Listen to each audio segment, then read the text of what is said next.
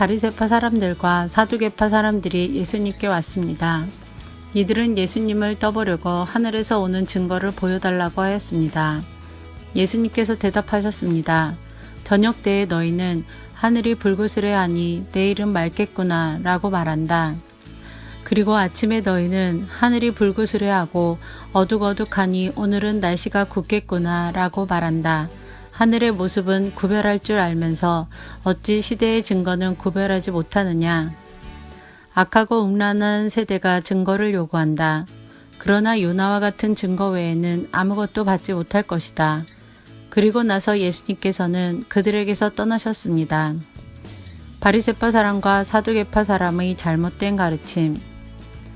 제자들이 호수 건너편으로 왔는데 빵을 가져오는 것을 잊었습니다. 예수님께서 제자들에게 말씀하셨습니다. 바리새파 사람과 사두개파 사람의 누룩을 조심하여라.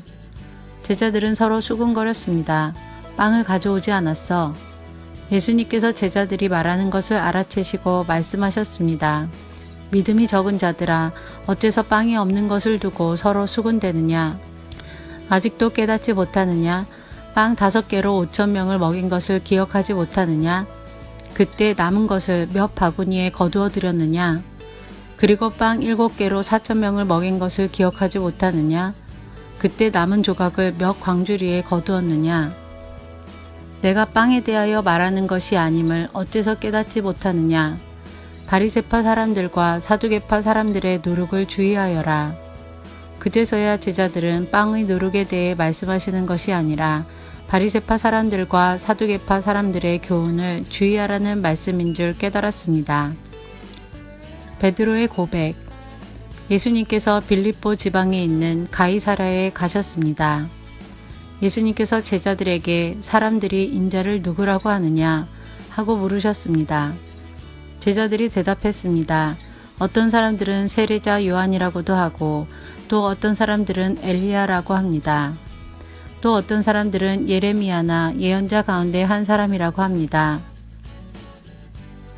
예수님께서 제자들에게 물으셨습니다. 그러면 너희는 나를 누구라고 하느냐?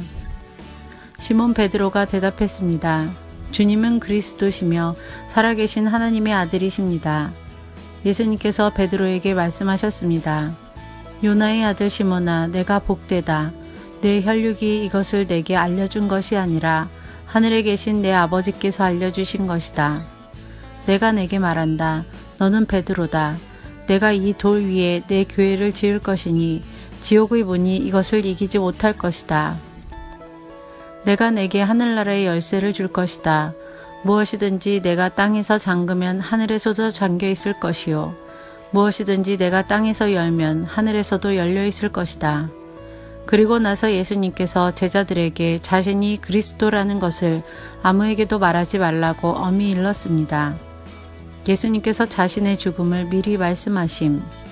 그때부터 예수님께서는 자신이 예루살렘에 반드시 가야만 하며 거기서 장로들과 대제사장 그리고 율법학자들에게 고난을 받아 결국엔 죽임을 당하지만 3일째 되는 날에 다시 살아나실 것을 제자들에게 설명하기 시작하셨습니다. 그러자 베드로가 예수님을 붙들고 말렸습니다. 절대로 그럴 수는 없습니다, 주님. 이런 일이 결코 일어나지 않을 것입니다. 예수님께서 돌아서며 베드로에게 말씀하셨습니다. 사탄아, 내 뒤로 썩 물러가라. 내가 나를 넘어지게 한다. 너는 하나님의 일을 생각지 않고 오직 사람의 일만 생각하는구나. 십자가를 지고 따르라. 그때 예수님께서 제자들에게 말씀하셨습니다.